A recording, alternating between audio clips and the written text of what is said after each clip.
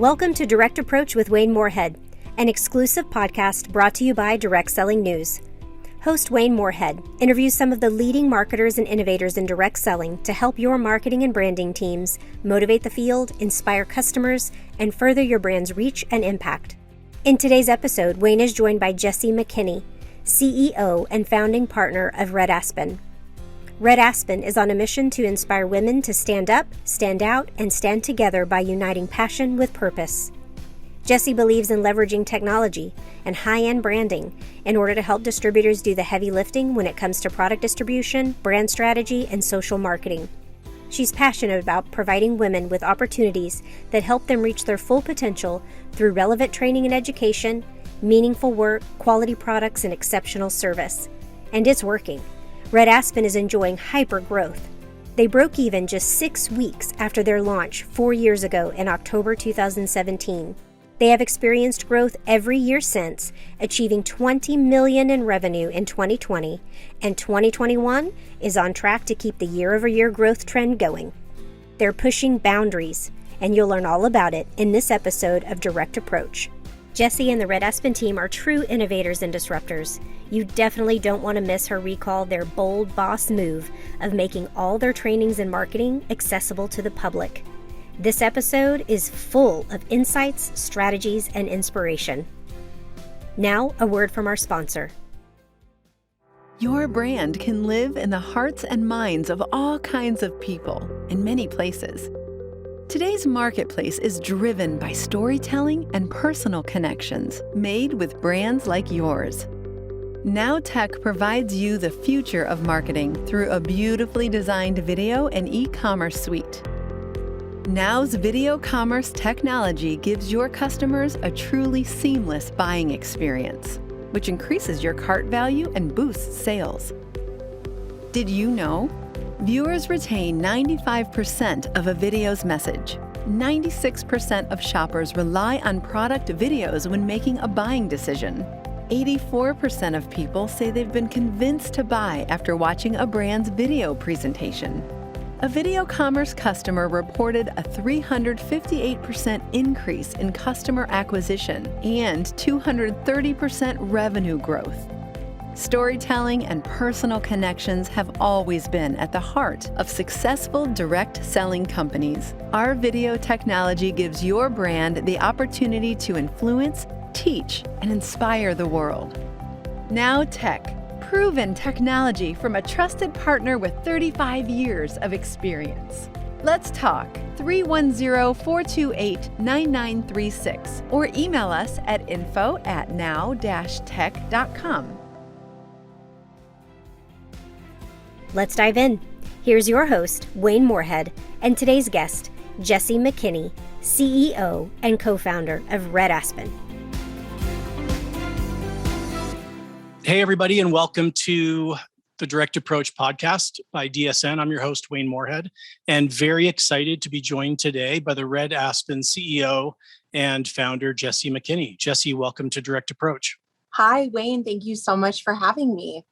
Yeah, again, thank you so much for taking the time. We know you're super busy, especially at this stage of the business, but I know everybody's really excited to hear more about you. So with that, we'd love to know a little bit more about you and kind of what led you to the entrepreneurial path. Well, some might say that it's just craziness that led us on this path. I think anyone who's been in an entrepreneurial position can speak to the insane hours that you have to work. But direct selling has always been something that I've had a passion for. My career has been in direct sales. So I've been in direct sales for, I think it's like 13 or 14 years now. And, I think that anyone listening to this who understands what I'm about to say is going to be nodding their head. Like, you get a bug for direct sales and it just doesn't leave when you see what kind of impact you can have on other people's lives, and really how they can impact you and bless you along the way. And so we started Red Aspen, my partners and I. So I have two partners, Jeannie Reese and Amanda Moore. And we started Red Aspen in October of 2017. And before we had anything else, we really had a mission statement. And that mission was to inspire women to stand up, stand out, and stand together by uniting passion with purpose. And that mission has guided every decision we've made, every single thing that we do, the upcoming decisions that we have, what kinds of products we launch. And I think it's that mission statement that made us realize, when we started at Aspen, starting a direct sales company wasn't necessarily like the number one thing that we set out to do. We set out to be a part of that mission. And I think one day it really clicked for us as we were getting ready. We said, direct sales is the right way to do this. It's the right way to uphold that mission. That's great. So there was a lot in there. So I know that was a brief statement, but I'm gonna dig in on a few aspects of what you just said. You had lots of experience in direct selling, but as a founder, you have lots of choices from kind of a go-to-market strategy, whether you're going to go D2C, whether you want to go kind of more traditional retail, into direct selling. You mentioned that there were so many amazing things about direct selling that you caught the bug. What was it that really kind of solidified that go-to-market for you? Was it just that prior experience? Did all you and your co-founders have that same experience? Again, why did you end up, 100% landing on direct selling? Yeah. My partner, Jeannie, her background is actually in healthcare. Amanda and I have a background in direct sales.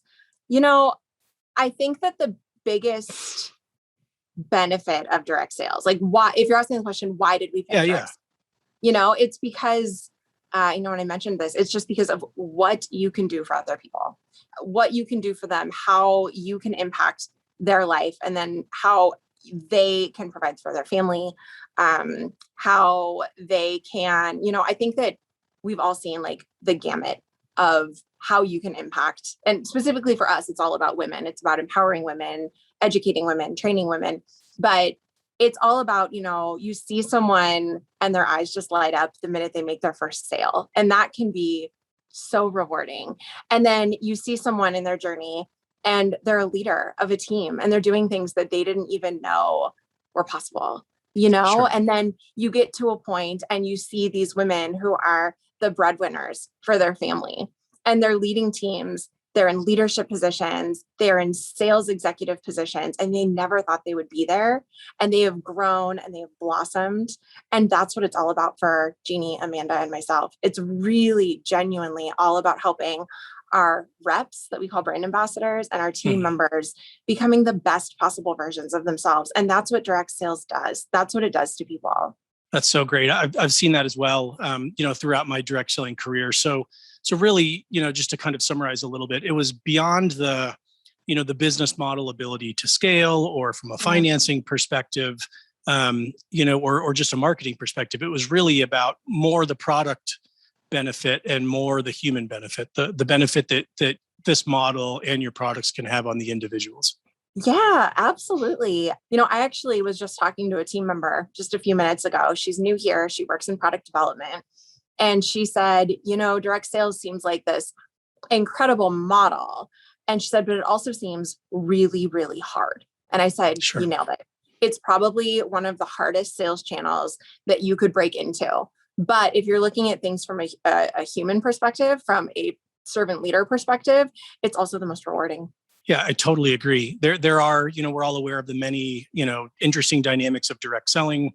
From a marketing and strategy perspective, there's different levers that you pull, different motivators or purchase drivers within the direct selling channel than in with, a D2C or a retail channel. So it is hard. I agree, having a chance to not only work at a few companies, but kind of consult, kind of have that outside in perspective. I think it's more challenging in a lot of ways, but I think you're right. It's also far more rewarding as well on the human level. Totally. So you also talked about being mission driven. And that's one of the things that I think makes Red Aspen and you and your co-founders approach so unique. So most founders start with, a product idea or a product concept.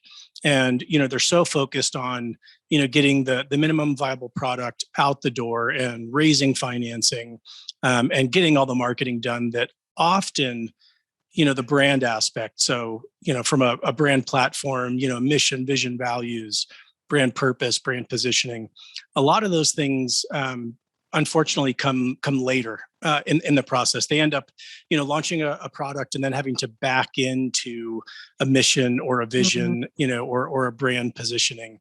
So how did you, from the get-go realize that no, the product's going to come a little bit later. We want to make sure that we've established a solid mission, a solid brand strategy to then inform everything else you do. Can you talk a little bit about those discussions with you and your co-founders? Absolutely. Wayne, I think what it comes down to is we only have one life to live, and what is the biggest human contribution that we can make? There are a lot, like you said, going just D2C, right? You can make a lot more money in a lot less time. But there is a level of, I think, commitment that we feel to women. I am a woman. I have grown up in corporate America. I've grown up, and I think one of the things that I've really realized is that you are going to be your biggest advocate. And so for us, it was really important that, we've advocated for ourselves. We've had incredible female role models in our leaders, in our families. And for us, we really looked and we said, we've advocated for ourselves, and so many women before us have advocated for us. And how can we advocate for others? And so that mission was really driven from that, right? So how can I inspire women to stand up, stand out, stand together, and help them unite their passion and their purpose? We don't want to be the reason for their living. We want to be the reason that they get to do all of the things that they want to enjoy in life, because there's only one life that we get to live in this world. And it's a blessing. And so starting out with a mission, as opposed to a full product line, as opposed to a marketing strategy, I think has really grounded us, and it's centered us in terms of why we exist. We start every single meeting here at Red Aspen with that mission statement, whether it's a meeting with our fields, whether it's an internal meeting, whether it's an executive meeting, we always start with our mission statement. It's not something that we just put up on a wall and say, there it is, remember it. Every team member, and I would be willing to bet every brand ambassador here at Red Aspen can say that mission, because it genuinely is the reason we exist. And I think it would have felt really unauthentic for us to back into a mission statement. And to anyone out there who's looking at starting a business, if you're an entrepreneur, if you're looking at starting a direct sales business, I would really ask yourself the question, why? Why am I doing this? What is it that I want to do in the world? And how is it that I want to contribute? And that is going to help guide that mission, which is really going to help guide every other decision that you make. Absolutely. So again, man, there's a lot of great stuff there that I'm going to double click on. So one is just how you've been able to kind of socialize, the mission within the company. Again, you're growing really quickly. Onboarding is happening probably very, very rapidly. You're probably seeing faces around the office that maybe you haven't had a chance to meet, yet, which is kind of a big shift from what it was when you were all probably starting out. What have you done to also kind of operationalize? So you talk about how that's informed, all the decisions. As people come on, new, how do you make sure that they know, they understand, and even maybe in the kind of the hiring process, before onboarding, what do you do to make sure that they're a good fit, that they're, in line with that mission as well? Yeah, I'll be honest with you. We haven't always been great at that. And we've really had to learn. So this year, our philosophy, or our words of the year that we really were working towards was to elevate. Because the things that worked, as you alluded to, Wayne, the things that worked 2 years ago, a year ago, they weren't working now. And it really was at the very beginning, the three of us doing all of the jobs. And you're only as strong as the weakest link. And we were becoming very, very weak links very fast. Try to say that 10 times fast. Sure. I'm impressed. And so, we've really had the opportunity, and I think our team has grown. We have about 42 team members here at our tree house. And that's actually a really good example. The Red Aspen headquarters, we don't call it the home office. We call it our tree house. We're here to support all of the reps of Red Aspen in our fields. But we do a number of things. So every month we do a treehouse social. And we get everyone together from every single department. Sometimes it's informational and informative, and we'll bring a brand ambassador in from the field and we'll interview them. Sometimes it's just fun. We grab an ice cream truck, we all socialize, we're together. But even that treehouse social, we start that with our mission statement. I'll share something else with you. We really work on investing in our people. And I would say a lot of our people here, a lot of our team members, by the way, we don't call our team members employees, they are team members. We are all a team, which is also very supportive of that mission.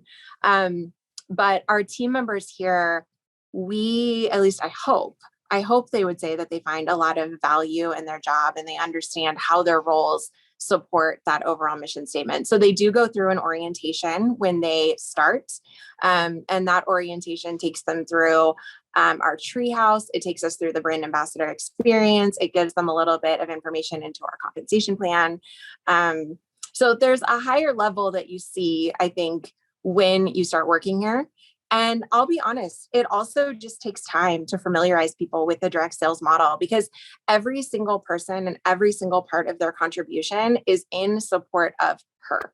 And that's what we tell people all the time. It doesn't matter if your job is shipping an order. That's one of the most critical jobs, is to get her order out to her, to delight her, to surprise her. And so I know that was a lot, but our mission really is that's great. Everything. Yeah. I mean, I love that you incorporate it into so many aspects of your business and just the day-to-day running of the business. And I think it's a really cool idea, to begin each meeting by reciting, your mission, so that it provides kind of an anchor and a great perspective for the rest of that meeting, so that you can always kind of look back and make sure that it is fulfilling that mission. Why are we here? Yeah, exactly. And so on that, you brought up why, and you talked about purpose, and that's something that we hear a lot about in direct selling, not just at the corporate level, but also the field as well. Just, usually it's in reference to, the brand ambassadors or the distributors, primary motivation for joining the business, for sticking with the business, for sharing the products. I've also read that you talk about the importance of how, and that you also want to be, how your brand ambassadors help fulfill their why. Can you talk a little bit about, I think that's a really interesting distinction, to not just focus on the why, but also on the how. The how. Yeah. And I think that there's a really clear delineation between those two words, and they're both incredibly important. Your why for existing might be your family, your personal aspirations. It can be very existential. And, the how you get there, how you fulfill those personal aspirations, like that's the role I want to fill. I don't want Red Aspen to be the reason you live, right? Like that's one, that's a lot of pressure. And two, that's not fulfilling, I think, for any of us either. And I think it's also really important, not just in Red Aspen, but in any direct sales organization, for the executive team to really understand why their reps are there. Are they there because they want to be able to pay for their kid to go to soccer practice once a month, or on a monthly basis? Or are they there because they just want to go on a date with their spouse or their partner, right? And they just need a little extra cash. And so I think that it's really important that we match up the how and the why for people. If we can help you earn the cash to go on an extra date night every month, like if that's your why for being here, we're going to help you do that. We can be your how. If you want to work incredibly hard, if you want to put your heart and soul into this, and every single day, just hustle and make this a full-time job, make this your full-time career, and earn a salary through this, we're willing to partner with you and be your how on that too. And I think that that's where passion comes in. Like the level of passion that you bring to this is also really important, because I can't instill in you the passion that it takes to achieve your why every day, right? But I can give you the tools to get there. That is really great. I love that. Again, understanding the distinction and really kind of the hierarchy between the why and the how, I think gives, again, corporate office a really great perspective. Again, it's not always about having, your members, look to you, but but really from that kind of servant perspective that you were talking about, really gives the home office that perspective of the business that they're in. And that's really to support the distributor or the brand ambassador, whatever the term, a company uses might be, but in them achieving their goals. I think that's really cool. Absolutely. So obviously you've been, very mission driven, mission first. You're also really brand driven. That's really obvious as I spent time, on your website and in talking to others. You've been very deliberate, about the brand identity, the color palette, typography. I can see a little bit of, a color theme going on behind you right now. And can you talk a little bit about, once you moved from the strategy and really shifted into really the expression of the brand, the look, the feel, the voice, and even the vocabulary that you use. I think it's really cool. Again, I love that you always say, get her order out, what she wants, so that you always keep in mind exactly who, your customer and your ambassador is. But also you use words like rep and pop-up, and kind of a little bit of a different lexicon. So can you talk about kind of how you went about developing like the expression, the visual and the verbal expression of the Red Aspen brand? Yeah, absolutely. It's been an interesting journey. And we really started, I think a lot of the Red Aspen brand has really been driven by our concept of social selling. I know that we're all relatively familiar with this, but social selling has been something that we've really embraced. We don't have reps that do a lot of home parties. And so we knew that, the price point on our products, they're relatively low. They're very affordable. And so we knew that in order to get her a paycheck, in order to increase her paycheck, we are going to have to be really efficient. And the most efficient way of getting volume in her pocket was to utilize social media. And in order to utilize social media, you have to have a very strong brand presence, because there is a lot of noise and there's a lot of competition out there. And so we knew that we really wanted to attract people who would fall in line with this mission, but we also knew that we wanted to be authentic in the execution of the brand and of the brand strategy. And pink just happens to be our favorite color.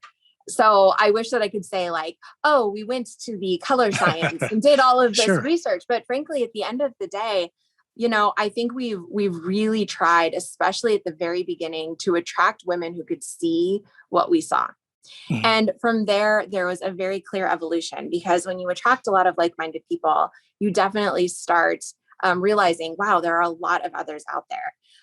And we've gotten some slack on our brand. Right. I mean, not every piece of feedback we've ever gotten has been positive. People have said, you guys are too pink, right? And it's too feminine, or it's too girly, or it's too, pink can be very little girl. And actually, I've got a perfect example right here. And I say, well, little girls aren't out there rocking, incredibly long lashes, right? Like the brand and how the brand makes you feel is so important. How people make you feel, how you feel wearing the product. That is, I think, really the embodiment of what we wanted our brand to say. So everything, including the words that you mentioned, our treehouse, we pop up on social media. We don't do home parties necessarily. We have, instead of hostesses or hosts, we have beauty influencers who are helping you make your beauty decisions. We don't have reps, we have brand ambassadors, right? So they are repping the products. We have affiliates who are out there doing a more traditional affiliate marketing model that fall within a compensation structure. So the home office is the treehouse, and so really getting that fun, playful nomenclature out there, I think is just as important as what you see visually with the stunning packaging that we deliver, the photos we take. And I will tell you, we spend a lot of energy, time, and money in our photography, and it shows for sure. Yeah. So on the the lexicon and the brand and all those things you talked about, was it an effort to be not just express you as co-founders, but also to be more relevant to today's consumers, today's audience?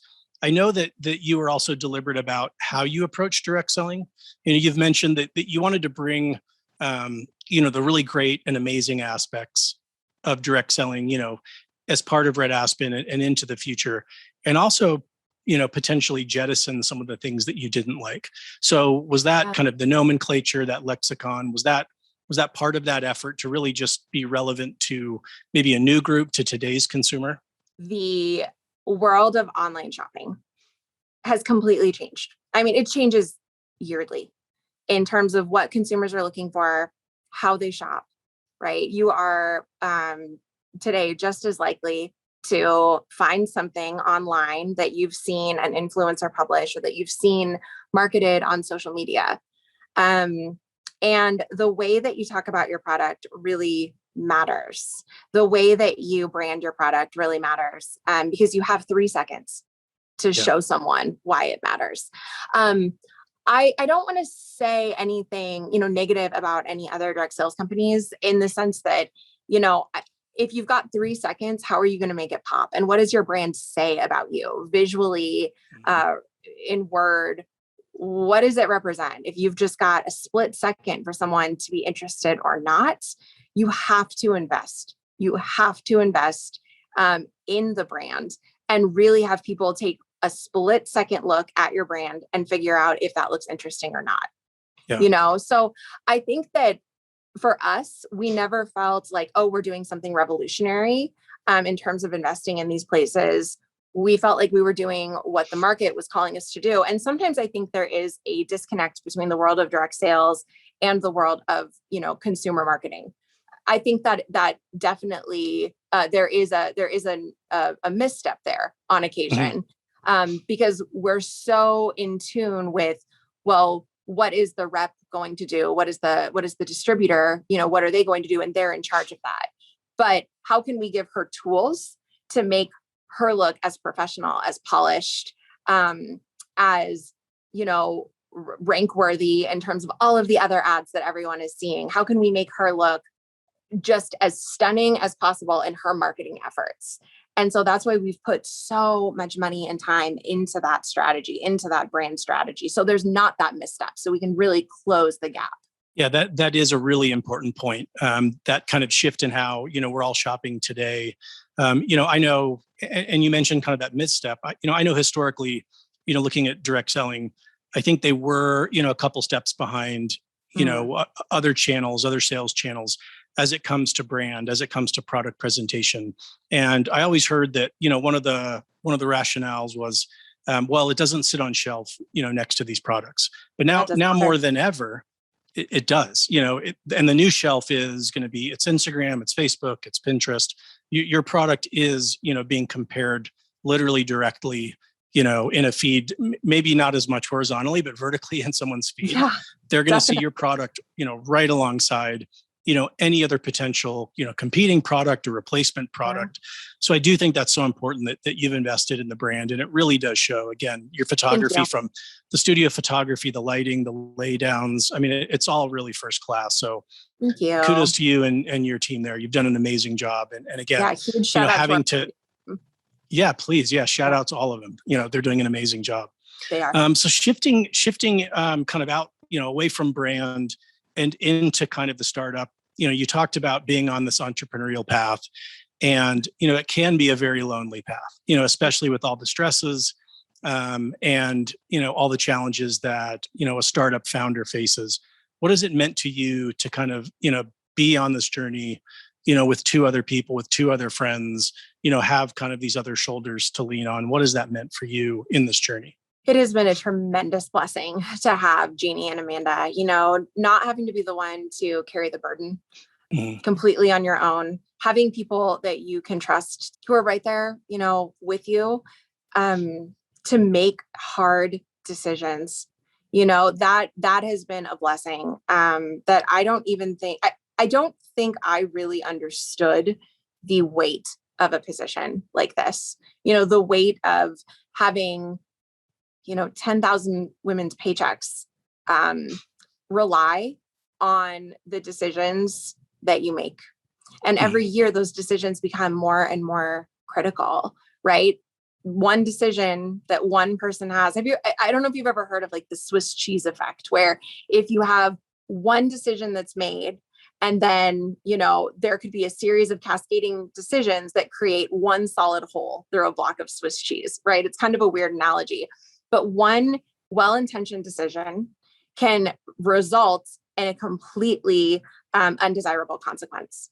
So having people that are there with you to help you make those decisions and think about both the upstream consequences and the downstream consequences, I wouldn't trade that for the world. I can't even begin to tell you how blessed I feel to have those two right alongside. I mean, when I say right alongside me, I mean, I'm right there alongside them as well. And we're making decisions and we're carving out swim lanes and we're figuring out who is responsible for what and how does this work. But at the minute that someone needs help and needs someone to jump into their swim lane, we're all ready to just dive right in and be there for the other one. Mm-hmm. That's incredible to have that kind of reassurance, that support structure there, throughout, again, a very challenging journey, especially with the growth that you're facing. So you talked about swim lanes. Is that something that you're still figuring out, with your other co-founders? Like, how have you divided up responsibilities, decision-making, and then how do you then project that to the rest of the company so that, it doesn't always look like a hydra, 3 heads running around, giving out different orders, but that you're united. Where? Exactly. So how have you done that? Or is it still kind of, a process that you're learning and working through? No, you know what? I think we've actually done a pretty good job of dividing up roles and responsibilities. So, and I think that part of the way that roles and responsibilities were defined is given our natural abilities and the way that we look at problems. So, we always say that I'm looking out 10 years ahead. And I'm saying, like, here's what this is going to be, and here's what this is going to look like. And Jeannie is looking out about a year ahead. And Amanda is looking at what's happening right now and how are we going to get this done, right? And so Amanda really naturally became our chief operating officer. She is, the largest team. She's responsible for getting all of the orders out every single day. We just hired a director of operations to help her, making sure all of our tickets are answered for customer support. She handles a lot of our IT needs and requirements, and she's really taking care of those day-to-day operations with the business, which just really fits so well with her natural abilities and natural skill set. Jeannie is looking out, farther ahead, call it a year and a half. Really, she's probably gotten to like 18 to 24 months at this point. She's responsible for product development, which fits really well within that 18 to 24 month life cycle. So she's responsible for product development. And then naturally flowing from that, she's also responsible for marketing. And we have some incredible marketing team members, incredible product development team members that are there to support every step of the way. I am much longer. I look out really, really far, and I'm not going to lie to you. Sometimes it drives Jeannie and Amanda and the team bananas. It drives them crazy. I'll say something and they'll say, okay, well, how are we going to get that done though in 24 months or in, a week or even today? But it's those big, fun, harebrained ideas, I think, that really drive us forward and take us to the next level. But my roles and responsibilities, given, that longer term outlook, have really shifted to field development, brand ambassador development, as well as finance, which is somewhere that I have learned a lot. And I'm very happy that we just hired a chief financial officer to come help us, because it's not necessarily my forte, but I have learned a lot. And I think that it really is suited very well with that like long-term vision, long-term strategy. So we've defined a lot of swim lanes, but that being said, things change here rapidly. I think that the way we structure the work now within those swim lanes is what's changing rather than the swim lanes themselves. Mm-hmm. So constantly evolving. That's really cool. I've never, I've heard people divide up the responsibilities functionally. This is really interesting. I've never heard it really, proposed as like time frame. So, the day-to-day versus, 1 year versus the longer term vision. I think that's really cool. And that, each of you, it sounds like, have kind of naturally gravitated towards, those areas where, you've got those inherent skill sets in each of you and recognize it in each other. I think that's really amazing. It's fun. That's great. So we've talked about, of course you're growing, from a head count, from a sales perspective, from a rep perspective. Growth is one of the goals. It's not, the goal, but it's definitely something as a founder that you're really striving for. So growth is amazing, but in and of itself, if not supported, growth can kill startups. I've been fortunate to be at a couple pretty quick growing startups, both in and outside of direct selling. And there were times where, the growth that we, wanted so dearly, also could be crushing at times. So how have you been able to scale to keep up with this incredible growth, especially in a challenging time where supply chains are strained, technology, at times, and systems can be strained. I want to get in a little bit to the product dynamic in a minute, but just from a general, like, how have you been able to keep up, and how are you guys still standing? Oh my gosh. That is a really loaded question. That's an incredible. There's a lot there. Question. There's a lot there. So I will say this. Growth always sounds amazing. It sounds sexy, right? Like, it sounds incredible. When, and even when I say things like, in 2017, when we launched in October of 2017, we broke even in 6 weeks. We did like $400,000 in revenue. In 2018, we did $3 million. In 2019, we did $6 million. In 2020, we did $20 million. And, this year we're going to beat that number by a lot. And so you hear those numbers and you think, wow, that sounds just incredible. That sounds unbelievable. But you don't really ever hear the back end of the story, which is a lot of struggle, trials, and tribulations. And I think that every one of those numbers also represents something that's totally different. That first we broke even in 6 weeks, that was not sleeping, that was time away from our children. And I should also say, like, we are not independently wealthy individuals. We are homegrown. We are completely self-funded. We are debt-free. And so we had to make very conscious decisions every single year that every dollar that we have taken into the company is going to be reinvested into the company. So I think it was the first 2.5 years, we didn't even take a salary. And it was completely pouring back in to her. And it was the mission that helped us do that. And we were so fortunate to do that. But that is a tremendous sacrifice. When we've had multiple times where we've said, is this going to keep going? Are we going to reinvest in inventory? And given that mission statement, we always say unequivocally, yes. Yes, we believe in her. And every time we do, I am so thankful that we made that decision, because she always comes back and she says, let me show you what I can do with that inventory, which is a tremendous blessing. But it's also really scary in the moment.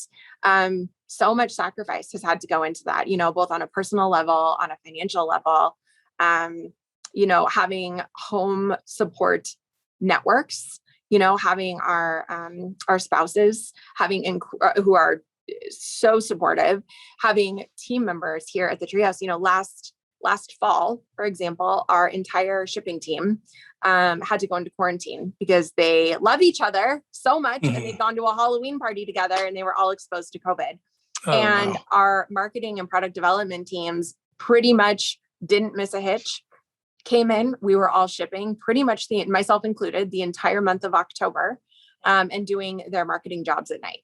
And the minute that our shippers and our shipping team were out of quarantine, they came in and they rallied. And our field never knew. Like, we told them months and months and months later what had happened. But there are stories of triumph. There are stories of tribulation. There are stories of sacrifice. And there are also incredible heartwarming stories along the way that I wouldn't trade for anything. But it's hard. It's hard. And I always say that you have to be 400% committed at the onset of any entrepreneurial decision, because there are going to be really hard days where that 400% wanes down to 50%. And there are going to be days when you feel like, why am I doing this? What am I sacrificing, and what am I doing it for? And it's always that mission that takes me back up to 100%. That's incredible. Every stage of the company is challenging, has its own unique challenges. But obviously, those early days, that early stage is, I think, the most challenging, but also, I look back at those times as the most rewarding. You talked about all of you going down and, pinch hitting down and shipping. I remember a time where we were all at, again, early startup, growing really quickly. This was in direct selling, and, late at night, a shipment of boxes arrived, like literally a semi container arrived at our warehouse, and the entire office just piled into cars, drove to the warehouse, and we spent the night unloading boxes so that orders could go out the next day. And it's just really interesting. I was at that company, almost 6 years. And that night was still one of the nights that we loved the most, that we talked about, that we referenced.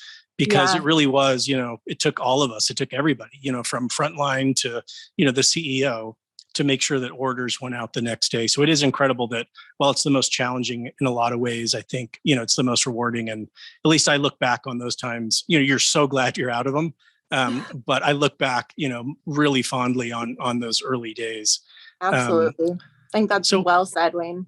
It's such a fun stage. And again, I'm envious that you can be in that right now. It's pretty incredible. And I think it just, again, is a testament to you as founders.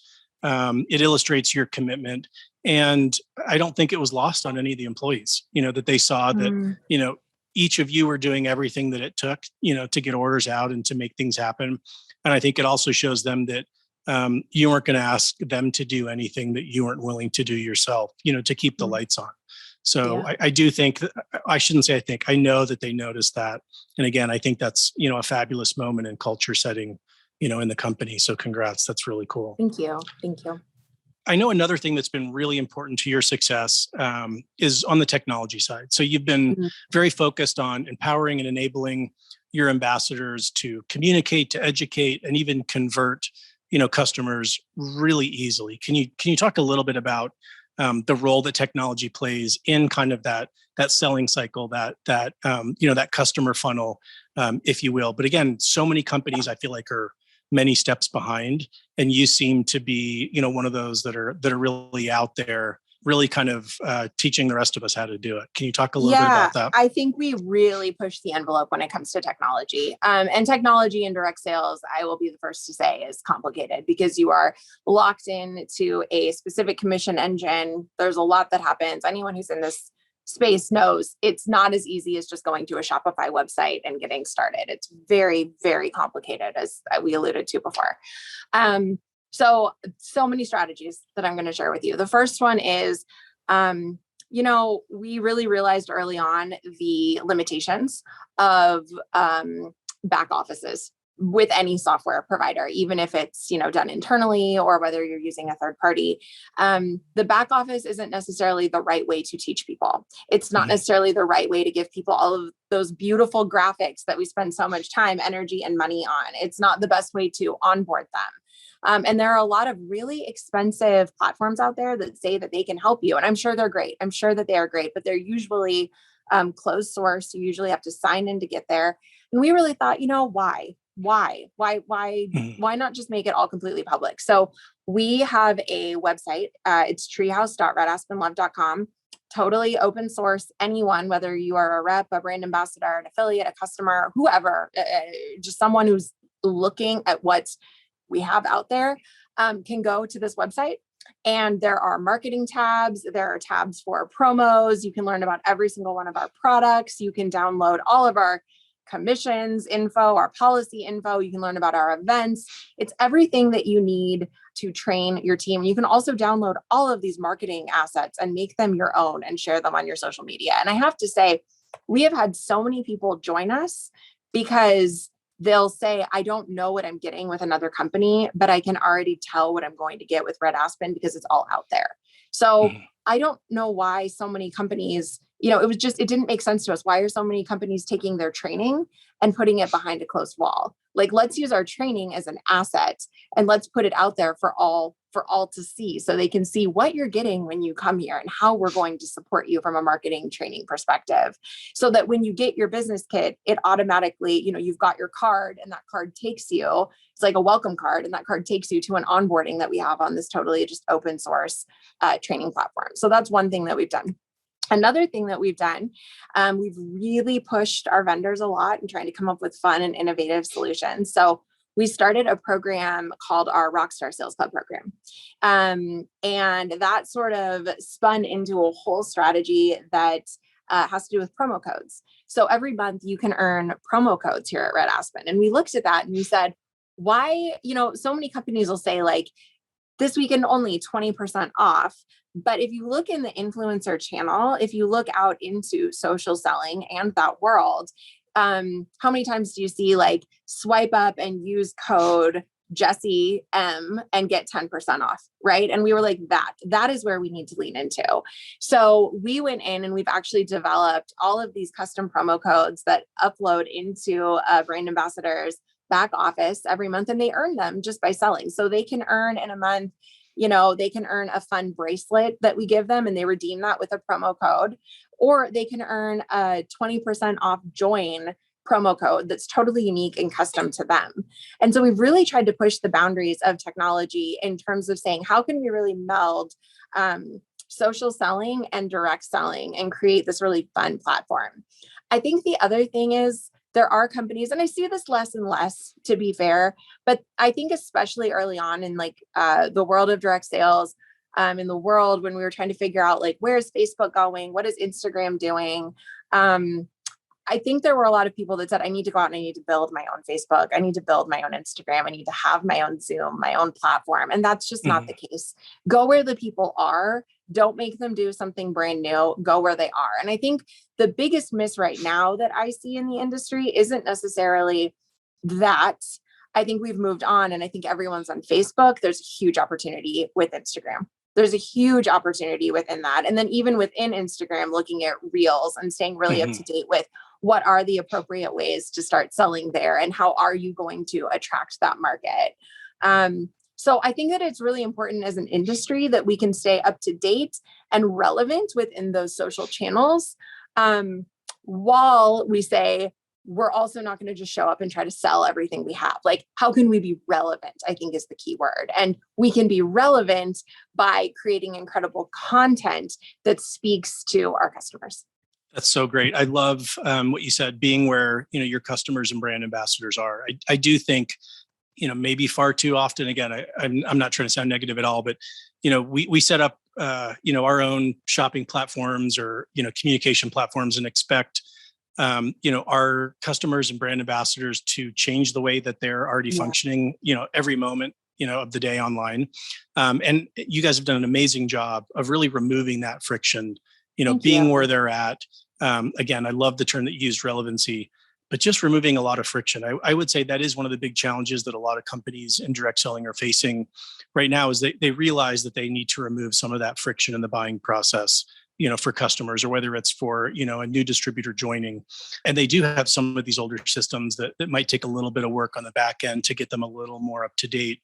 But I love what you're doing to just making it super, super simple, send a link, send a code. Again, that's how we shop every other way. So I think we should be doing the same as well. There's no catalog, right? Like you just said, send somebody your link. And it's so great on the company perspective. From a company perspective, we can discontinue, we can launch products whenever we feel like it, based on inventory, based on the selling patterns. We're not tied to a piece of paper that's been printed. We're tied to what's up on the website. And really, that's the way people are shopping. I mean, you look at the world of fast fashion right now, and that's really the model that we've looked at. And we've gone, people want new, they want quick, they want on trend. How can we give that to them? Yeah, let's drill deep on that a little bit. So as it relates to your product strategy and product philosophy, one of the aspects is no catalog. Again, just so that you can be very nimble, so that you can adjust really quickly to changing styles, to changing needs. You also, as it relates to kind of your frequency and cadence of product launches, it's pretty incredible. Can you share a little bit about how you approach that product strategy? Yeah, I would be happy to talk about that. We launch at minimum one new product a week for the most part, unless it's the week after Christmas. And then at a minimum, you probably have a promo code that you can use. Our marketing team is phenomenal, and we have gotten so good at taking product to market. Now, in the world of fast fashion, you are not going to have 400 SKUs on at any given time. It's really the Trader Joe's model, where you go into a Trader Joe's and, the average sale, I might butcher this, but the average sale per square foot, the average volume per square foot at a Trader Joe's is something like triple that of a traditional grocery store, because there are fewer options available to you. So we can be really intentional about launching products that are seasonally appropriate, that are fun, that are playful, that are going to go up. They're going to stay up for a couple of weeks. They're going to be limited, and then they're going to come down. that's really where the sweet spot is. But you have to keep that cycle going. We bring back fan favorites. We are constantly working. It is a huge undertaking to say, instead of looking at a catalog for a 6-month time frame, like a fall, winter, or a spring, summer catalog, we are going to look monthly and then drill down weekly into what should be trending that given week. We go to launch with that. And that's where we really use our treehouse. We use our Facebook groups for our brand ambassadors. We use our Instagram for our brand ambassadors. We have a whole Instagram training section or Instagram training profile for our brand ambassadors. And we are at minimum taking one product to launch every single week. And I think what's really cool about that is brand ambassadors and their customers get so hyped on this one product that they might have just sort of like skipped over before had they had it in a lineup with 400 other SKUs. But it gives them time to be intentional, to look at the product, to talk about every single product individually, to talk about it for a couple of weeks, maybe 2 months. And then that product sunsets and it goes away, and it allows us to bring in something new. So they always have kind of fresh ammo, fresh reasons to go back to, people that they may have already prospected before, or potentially brand new people. So there's always something fresh that they can talk about. And that's kind of the idea behind it. So have you seen this kind of LTO, scarcity approach really help to drive incremental volumes? Like within the same, distributor or customer, do you see that increasing because there is that kind of, fear of missing out? If I don't get that style right now, it might never be available again. I think it depends. And it depends on the individual style, pattern, color, whatever that might be. I think instead of using the word scarcity, because we try to avoid, we've had products that have sold out in 3 minutes. We have them. They pop up where we're not really prepared, but we really try to give everyone, instead of it just being an LTO, we really try to give them weeks with that product. So everyone that wants it has a chance to get it. But I think what it's really done in our culture is it also makes everyone look back on, oh my gosh, I joined and my customer really wants, I'll say the product that we sold out in 3 minutes, this cow print nail that we put out, and Kylie Jenner had worn a cow print nail, and we were like, well, we can take that to market relatively soon. So we put it out and it just went crazy. And, I think that within that, people will look back and they'll say, oh, I really wish that I could be a part of that, or I really loved that. And that's also a litmus test for us of, do we bring that back? Which we did this summer. And it sold incredibly well because it had this story behind it, which was that it sold out in 3 minutes before. So I think that scarcity, while it can be a good thing, isn't necessarily always a good thing when it happens too frequently, too quickly. Yeah. Women, they're running their businesses and they need to be able to have, products to sell people that they're excited about. And when a customer misses out on something, that can be heartbreaking. That can be devastating for the customer. It can also be devastating for the brand ambassador who just missed out on the sale. So it's a fine line between, I think, creating a product that's around long enough for it not to become boring and dull, and having so little that it's a scarcity mindset. It's a very fine line. Yeah, it is. That's a really important aspect that you're mentioning, because, I have been on, the corporate end of the promos where, it sells out really quickly. And there are a lot of, not just upset customers, and upset distributors. So, and you lose trust, as a company, you lose trust when they've been excited, they've taken the time to develop communications and materials to really promote that.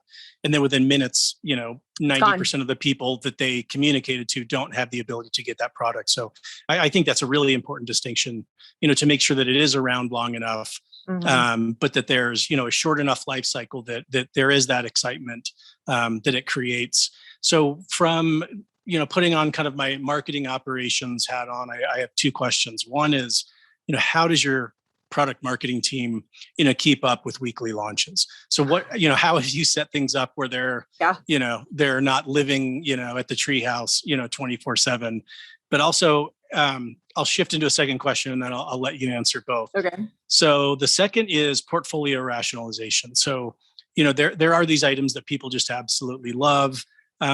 I've found a lot of times when you come into a company that has a sizable portfolio, you always think you're going to come in and be able to, create greater focus and help the consumer navigate the portfolio easier by, reducing SKUs, rationalizing the whole portfolio. And then you get in there and you try to do it. And, internally you run into obstacles, maybe with the field, you get pushback from, a few key distributors. How have you kind of, within the culture, instilled that thought around things are going to come and go and that's okay? Yep. So the first question, the answer would be that our team is magical. They are magical people who are very good at planning. Is that part of their job description, being magical? They have to be magical. Yes. Okay. They are both very creative. They're very strategic. We actually look at things in the product development team plans in monthly chunks. And then a pretty seamless pass is given to the marketing team where they take a look at things. We plan out in, I would say, 30 to 40 day cycles. So they know here is what the plan is for the next 30 days. That plan is not always perfect. They will be the first to say that things change. But if they can plan for 30 days at a time, as opposed to what's next, that's where we really have a sweet spot. And so we try to get out on our planning cycles about 60 days ahead of time. So we'll plan 30 days before for the following. So at the beginning of January, we're planning February at that point. And we know more often than not what we have to play with in terms of inventory, deliveries, manufacturing processes, all of that. So that's the answer to the first question. They are magically organized, incredibly creative, very flexible, and very nimble. That's incredible. Again, sorry to interrupt. I was just going to say, again, congratulations to your product team and your marketing team. Yeah. I know how challenging that can be. So it's really about, getting ahead of it and then just filling that launch pipeline, so that you're not always, racing to get something done that, it's just part of the normal cadence of business. That's really incredible. You've been able. Sometimes we race, for sure. So things change and sometimes we race. But the second question that you asked, I think is I don't have a perfect answer on that because portfolio rationalization, it can be very difficult when someone is married to something. They love I'll give you a perfect example. We had a SKU. It was called Evelyn's Blush and Crush. It was very polarizing. People either loved this blush or they did not love this blush. I'm not going to say hate, just not love.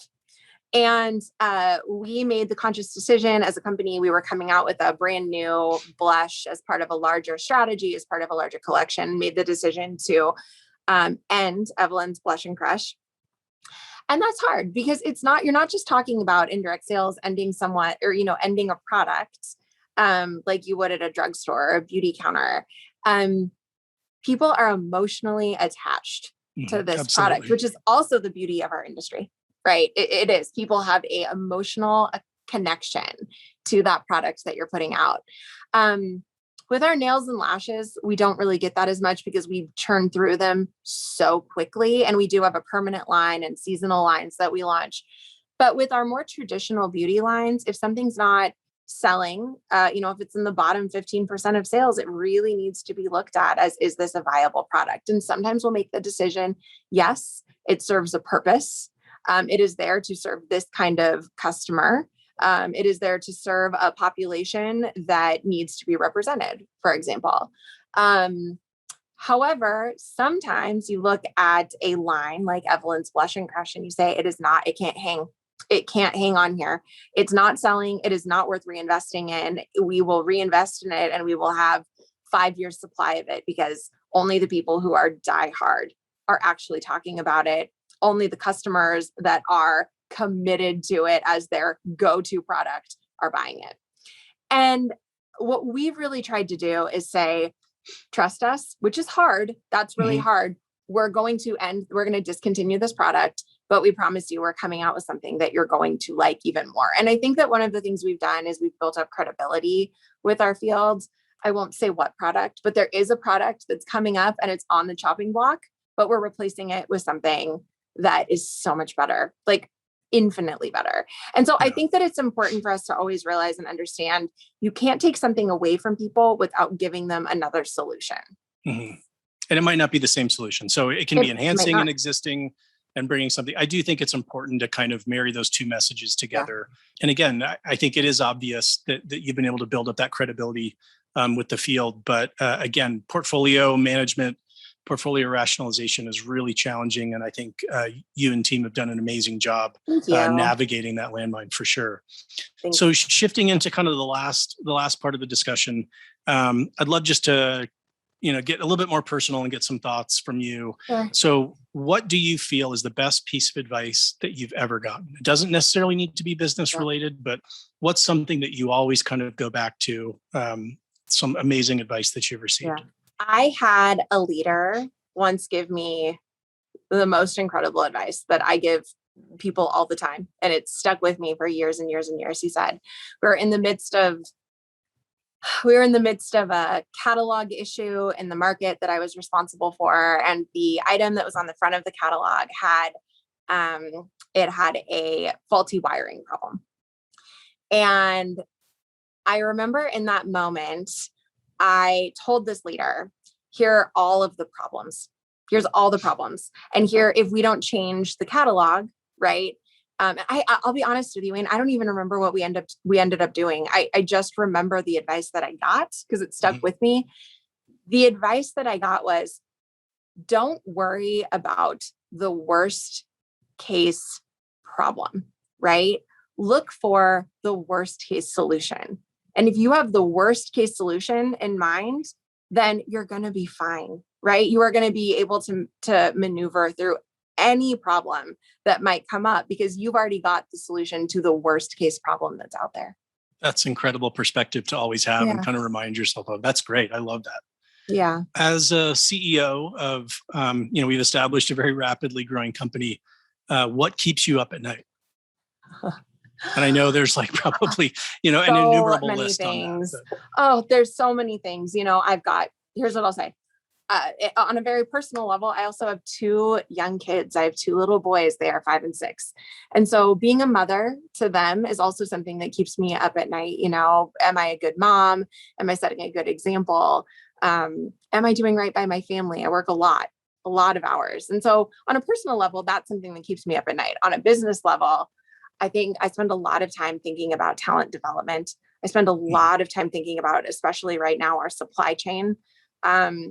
I spend a lot of time thinking about we're outgrowing the building that we're in and we need to find a new solution, right? What are the problems that we are going to have 5 years from now?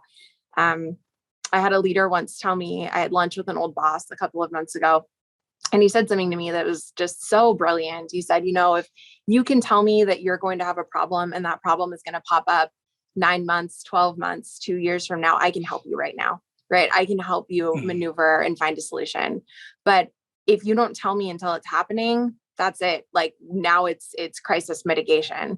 And so for me, the things that I spend a lot of time thinking about are what questions are we not asking, and what do we need to be thinking about and asking ourselves so we don't run into that problem 9, 12 months from now, 18 months from now.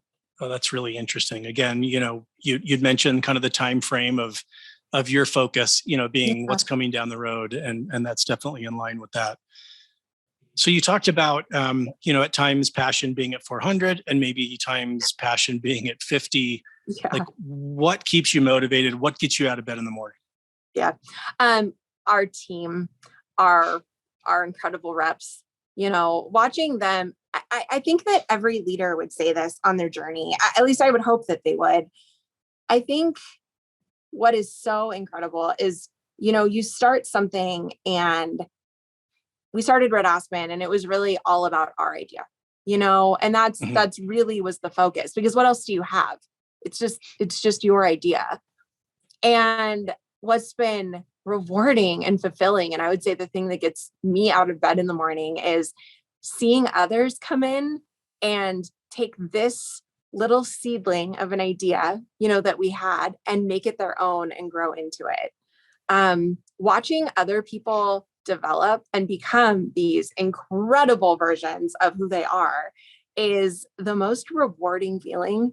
And it's such an honor to just be a part of that person's journey and to like watch them tackle challenges that they are, if I'm being completely honest, completely unequipped and ill-prepared to tackle, and watching them do it sometimes gracefully and sometimes landing flat on their face, but getting back up again and saying, I'm just going to try that one more time. Like watching people work with grace, grit, and determination is so rewarding to me as a leader. I love that. You do have an incredible perspective to be able to see, the impact that the business has kind of internally and externally, on so many lives, getting back to kind of that mission and purpose aspect. Gosh, Wayne, you are way too kind. Every time I say something, you're like, no. That's so great. Hey, there's more coming. There's plenty more where that came from. No, I was honestly going to wrap up and say, you're building an incredible business. You and your co-founders have built an incredible brand. And it's been really inspiring to see how you've approached it. That you're, in my opinion, doing it the right way and being very thoughtful and intentional about it. And, that really shows, on the results with the incredible growth that you're experiencing and kind of all the lives internally, 42 strong at the Treehouse and, tens of thousands of checks. You said that's pretty amazing. So congrats. We're excited to, hear how this journey continues. Let us know if there's anything we can ever do to help and support. But thanks for all you're doing for all those people, but also for direct selling in general and helping us all get a little bit better. It's a pleasure and an honor, Wayne. Thank you so much for having me on today.